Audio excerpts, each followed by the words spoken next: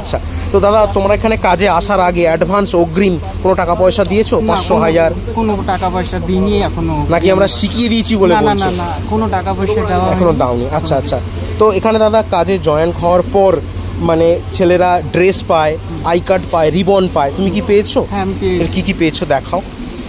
যেটা আমার ড্রেস আছে এটা আমার আই কার্ড। আচ্ছা আচ্ছা, ড্রেসটা একটু ভালো করে দেখাও, ড্রেসটা দেখাও। দেখতেই পাচ্ছেন বন্ধুরা, এখানে ড্রেস পেয়েছেন দাদা এবং ড্রেস, আই কার্ড, রিবন পেয়েছেন। ঠিক আছে। আচ্ছা দাদা, তুমি যদি এইগুলো না পেতে তাহলে কি বিশ্বাস করতে?